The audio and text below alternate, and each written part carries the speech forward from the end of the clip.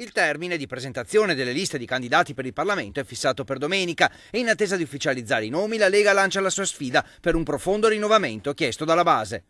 Cioè vedere un forte cambiamento, un ringiovanimento della classe politica e far vedere che mandi una classe di politica nuova e competente.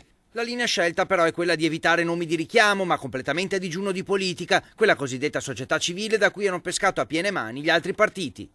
Noi non andiamo a pescare né attori, né cantanti, né calciatori, personaggi che saranno magari anche di altri settori illustri, ma che non c'entrano nulla con la politica. Ecco dunque il profilo del candidato leghista. Amministratori, gente che viene dal territorio, le sorprese semmai arriveranno da lì. Saranno figure rappresentative del territorio, degli enti locali, amministratori, cioè persone che hanno dimostrato sul campo di saper lavorare e nel quali i cittadini si sapranno riconoscere perché sono il loro sindaco, il loro consigliere, il loro assessore. Quanto alla presenza dello stesso sindaco di Verona, come parlamentare o addirittura come eventuale candidato premier, pare esclusa. Ci sarà anche Flavio Tosi? No, non se ne parla proprio. Sono stato rieletto sindaco di Verona 6 mesi fa, non ci penso proprio. Però c'è Bossi. Beh, questa è una questione lombarda, nel senso che Bossi è un militante, il presidente del partito ed è lombardo.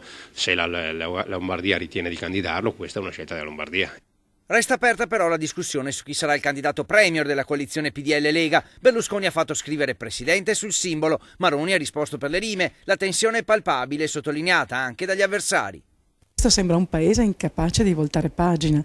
È drammatico se pensiamo a dove siamo arrivati e oltretutto essere presi in giro, come in questo caso, dove non si vuol dichiarare chi sarà il candidato presidente del Consiglio, quando l'abbiamo capito tutti, oltre ad averlo messo nel simbolo del PDL. C'è un patto scritto, quindi tant'è che Berlusconi non si è mai sognato di dire e non può dirlo, perché appunto se carta canta villa dorme, c'è un patto scritto dove lui afferma e conferma di non essere né candidato premier né potenzialmente premier.